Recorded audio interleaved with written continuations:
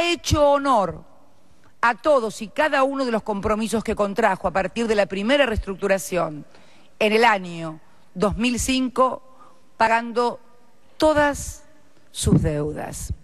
¿Cuál fue el marco social, además, que se desarrolló en estos años? Hemos recuperado el poder adquisitivo de los trabajadores, siendo hoy el salario mínimo vital y móvil de la República Argentina el más importante de toda América Latina. Hemos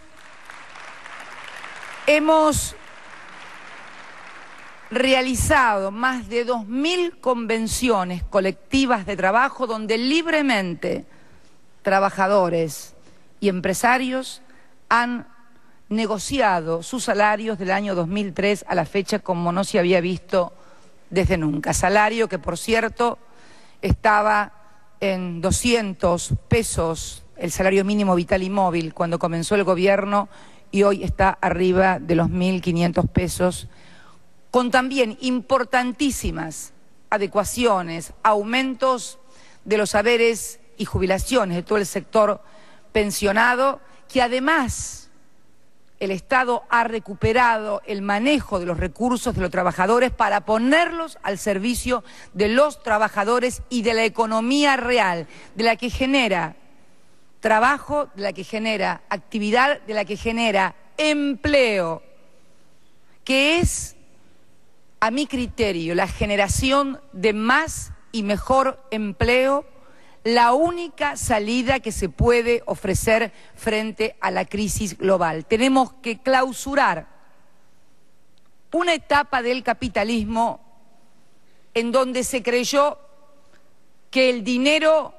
generaba dinero por sí mismo, sin necesidad de pasar por el circuito de producción de cosas, de bienes, de servicios. Como dijo Krugman, un capitalismo que ganaba dinero haciendo cosas, no un capitalismo que gana dinero únicamente con el dinero, porque esta es también una de las causas de esta crisis global que hoy nos afecta, además también del desarrollo muy desigualitario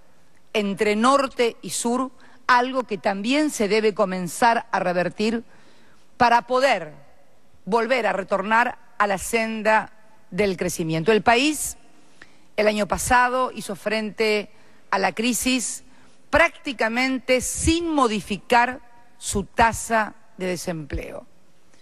Con instrumentos diversos, heterodoxos, no teníamos una sola receta porque eran diferentes los problemas que se planteaban en cada una de las actividades y por lo tanto no había una respuesta única para todos los problemas, porque nunca los problemas son iguales, porque nunca las actividades económicas son iguales y por lo tanto exigen un grado de heterodoxia y de creatividad que nos permita responder adecuadamente a esos problemas. Por ejemplo, desde el Ministerio de Trabajo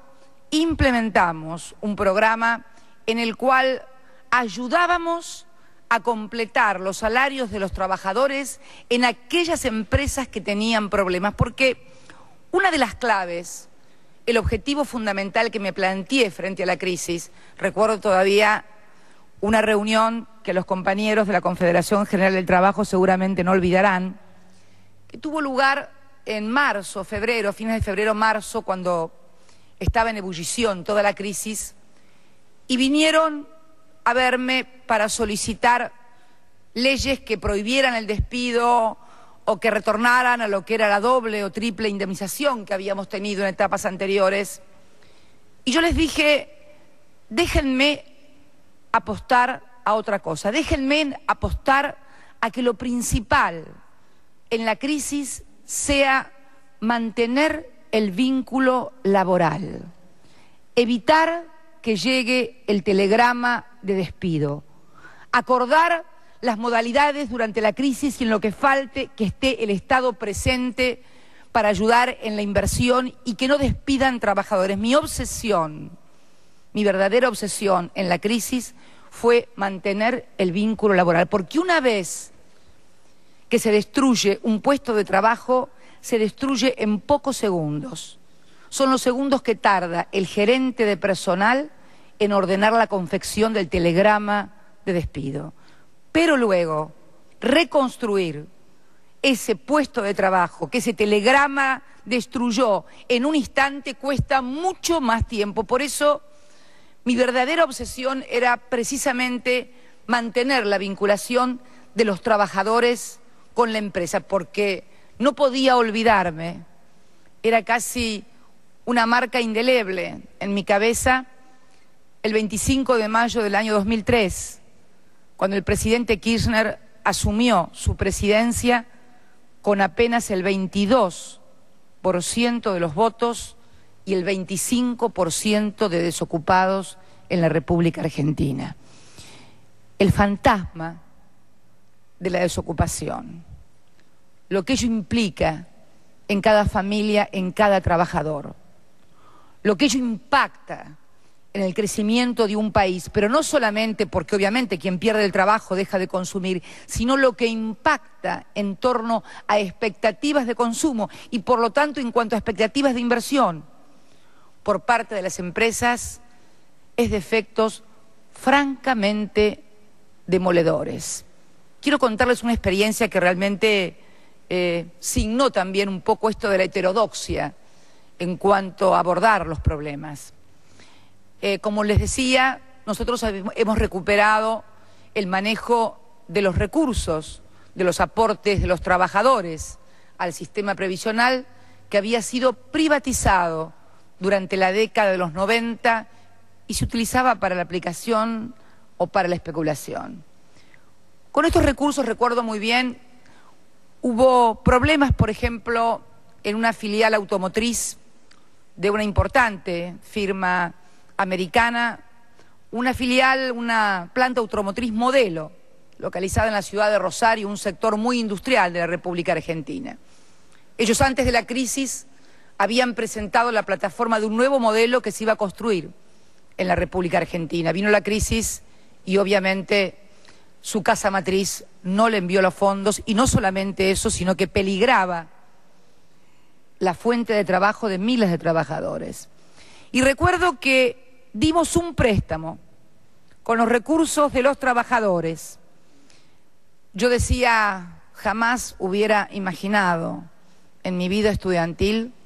que finalmente siendo presidenta de la República iba a terminar dándole un préstamo a la General Motors. Si alguien me lo decía,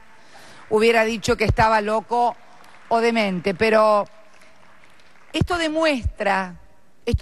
la heterodoxia. Fue un préstamo que se dio con un plazo de 4 años. Ya, esto fue en el año 2009, no solamente no se despidió ningún trabajador,